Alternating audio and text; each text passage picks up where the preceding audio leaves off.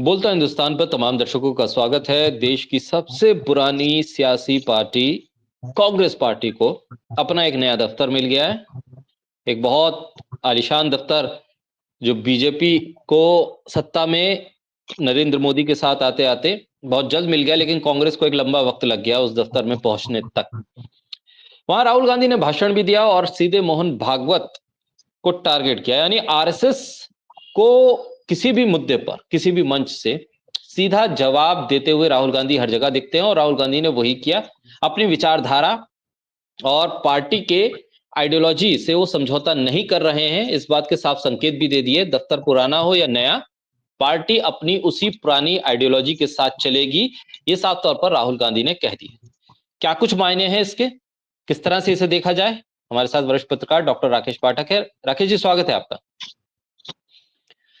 राकेश जी, नया दफ्तर तो मिल गया कांग्रेस को, लेकिन आइडियोलॉजी पुरानी रहेगी। आइडियोलॉजी तो सही है, और इसके इर्द गिर्द राहुल गांधी का भाषण मोहन भागवत को लेकर जो साफ तौर पर उन्होंने ऐलान कर दिया, मंच से जो भाषण दिया, किस तरह से देखेंगे कांग्रेस के नजरिए से और भारत की सियासत के नजरिए से? देखिए, आज राहुल गांधी ने नए दफ्तर के साथ अपने नए तेवर भी बता दिए। ये कांग्रेस राहुल गांधी की कांग्रेस है। ये अब पहले वाली कांग्रेस नहीं रही। राहुल गांधी वैचारिक स्तर पर लड़ाई लड़ रहे हैं, वो भी उस संगठन से जो खुद को दुनिया का सबसे बड़ा स्वयंसेवी संगठन कहता है, यद्यपि वो पूरी तरह से राजनीतिक संगठन है, राष्ट्रीय स्वयंसेवक संघ।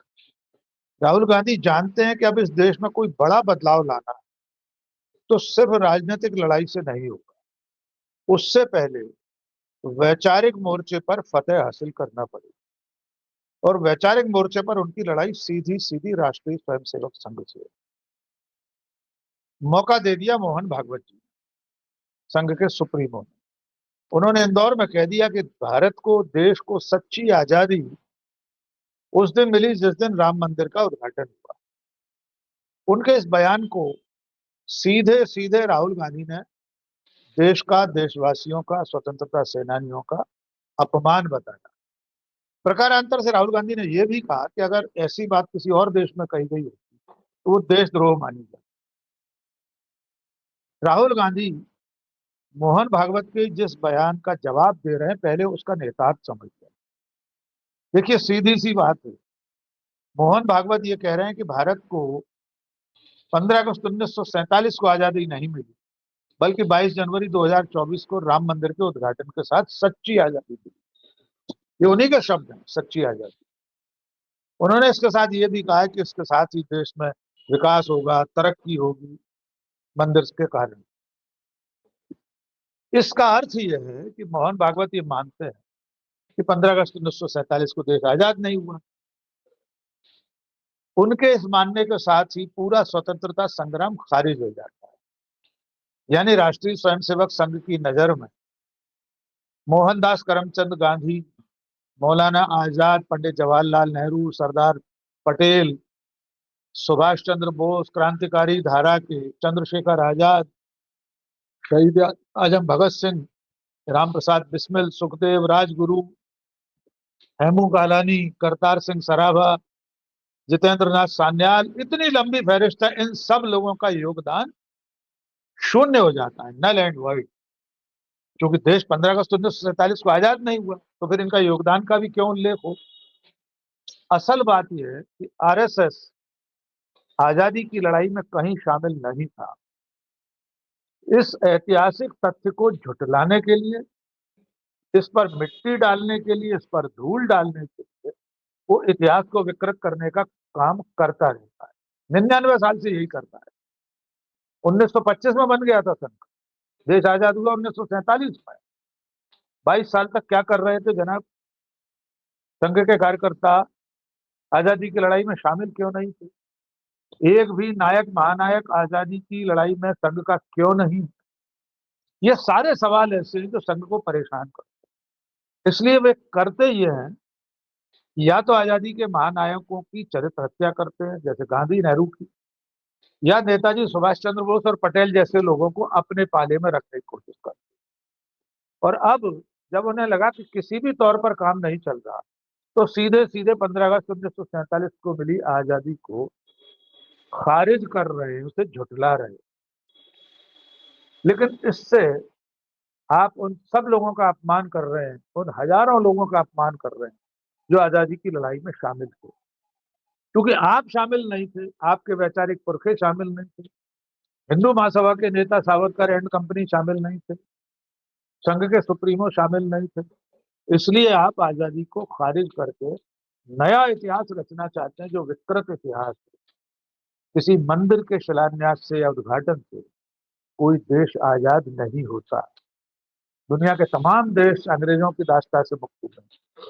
क्या वहां कोई ये कहता होगा कि फला चर्च के उद्घाटन से देश आजाद हुआ है या फला मस्जिद के उद्घाटन से देश आजाद हुआ है माना जाए? तो ये कुल मिलाकर डॉक्टर मोहन भागवत ने अपमान किया है और राहुल गांधी ने सीधी आर पार की लड़ाई छेड़कर उन्हें आईना दिखा दिया है कि चूंकि आप कहीं थे नहीं इसलिए आजादी को स्वीकार नहीं करते। राकेश जी, सवाल ये भी है कि जब आप 1947 की आजादी को नहीं मान रहे तो 1947 से लेकर अब तक की बनी सरकारों को आप कैसे मान लेंगे अपना?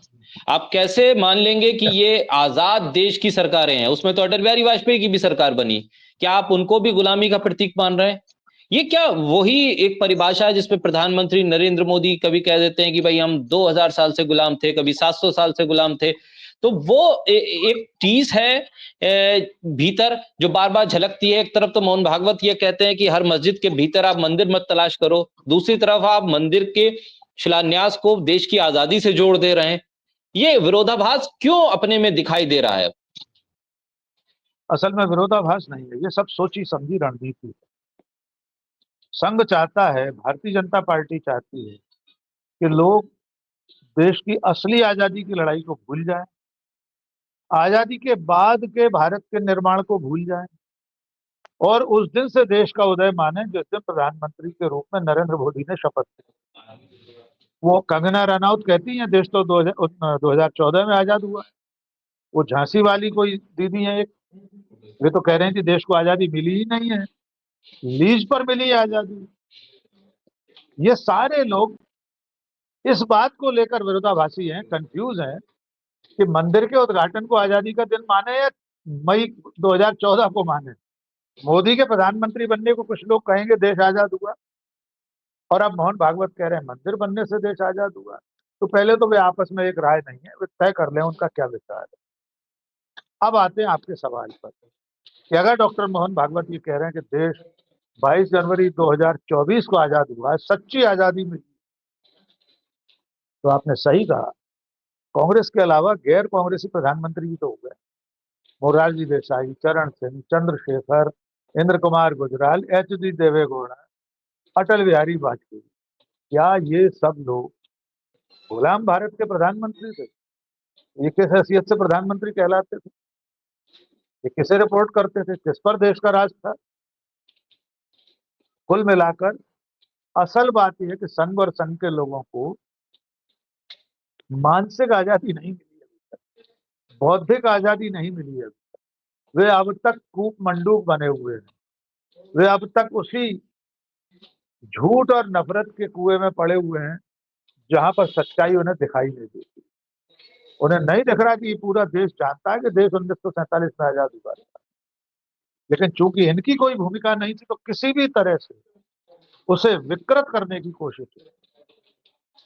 इसके अलावा इसके पीछे और कोई मानसिकता है ही नहीं। तीसरी बात जो उन्होंने कहा कि मंदिर के उद्घाटन से देश का विकास होगा, तरक्की होगी।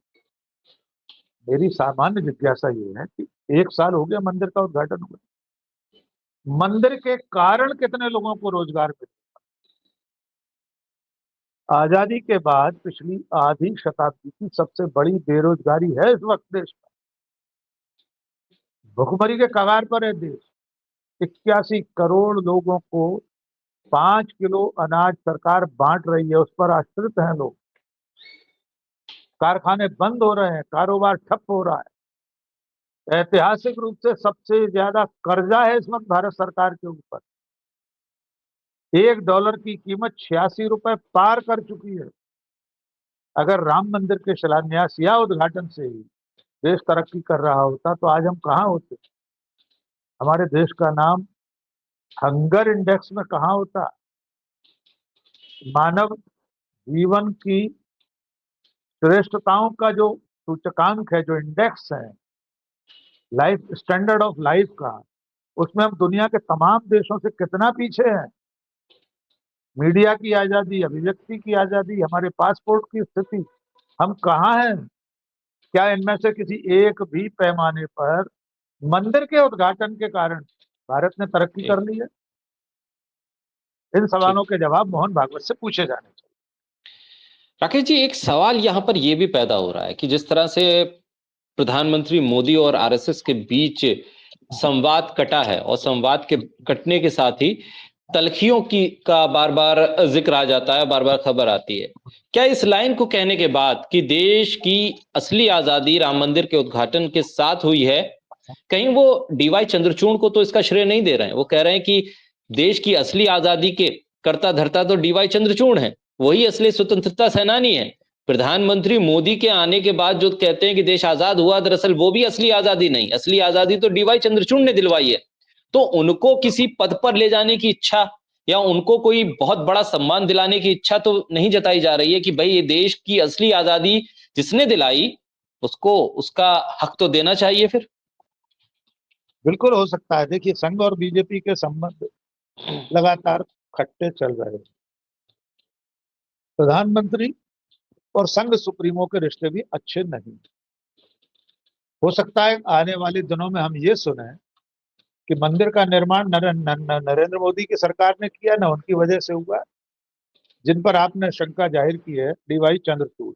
हो सकता है कल संघ प्रमुख या संघ का अपना प्रचार तंत्र ये फैलाना शुरू कर दे कि मंदिर बना ही सिर्फ डीवाई चंद्रचूड़ की वजह से है, तो वे भारत भाग्य विधाता हैं, यही राष्ट्र के असली स्वतंत्रता संग्राम सेनानी है, उनकी वजह से देश आजाद हुआ है, इसलिए उन्हें राष्ट्रपति बनाया जाए, भारत रत्न दिया जाए, कुछ भी हो सकता है। एक एंगल इसमें और, बीच बीच में मोहन भागवत चूंकि सामाजिक समरसता की, भाईचारे की बातें करने लगते हैं।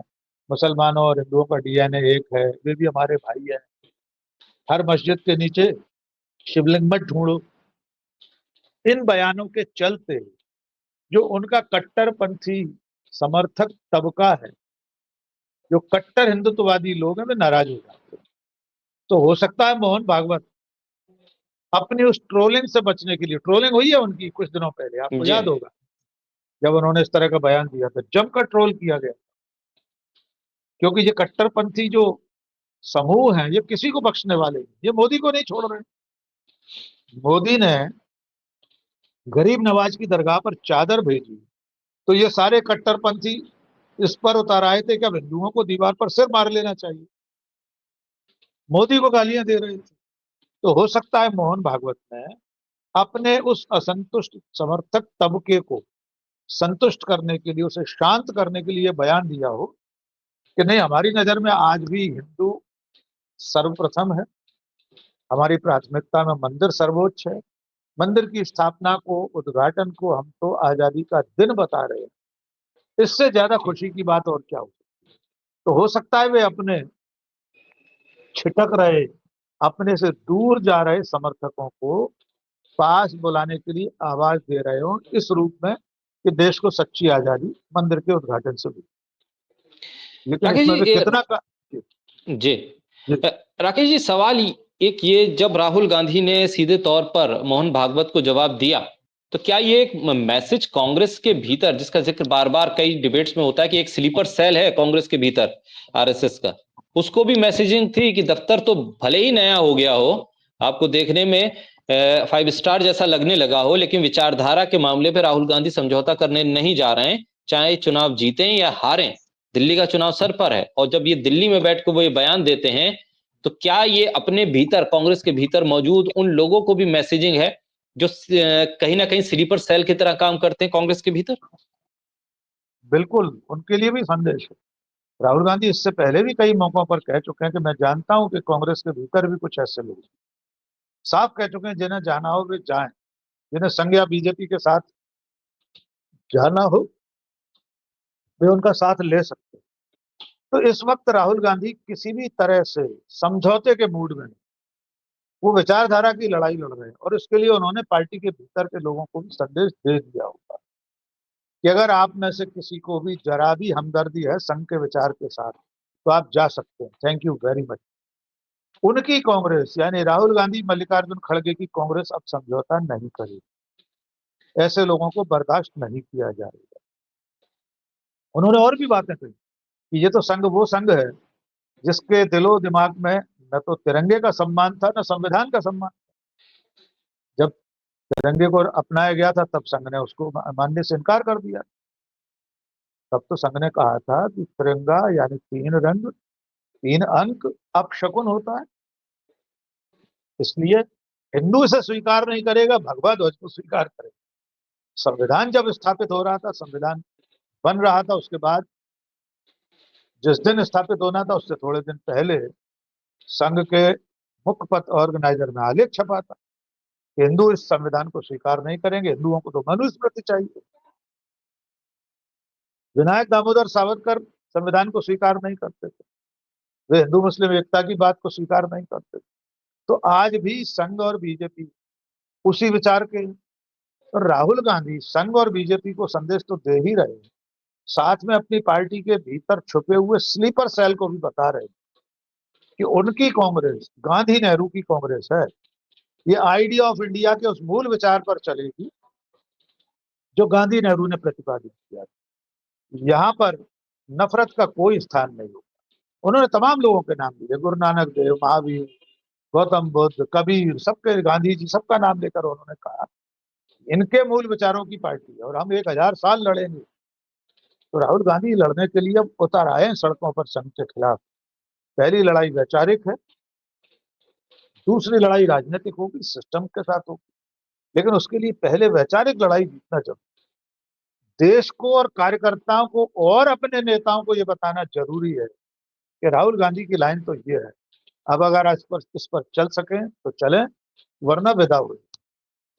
जी राकेश जी, आखिर में एक चीज ये भी कि नया दफ्तर तो मिल गया कांग्रेस को, क्या ये कांग्रेस अपने भीतर एक पोस्टमार्टम जरूर करेगी कि जो लोग पार्टी के नुकसान पहुंचा रहे हैं, लगातार कांग्रेस के विरोध में जो लोग खड़े हैं, उनकी आवभगत में तमाम नेता लगे रहते हैं, उनको खुले तौर पर सोशल मीडिया पर बधाइयां देते रहते हैं, उनसे कोई एक 1-to-1 होनी चाहिए। अब कांग्रेस के भीतर तय होना चाहिए कि भाई आप अगर हमारे साथ हैं तो हमारे साथ दिखिए, और हमारे विरोध में है तो जाइए, बाहर जाइए।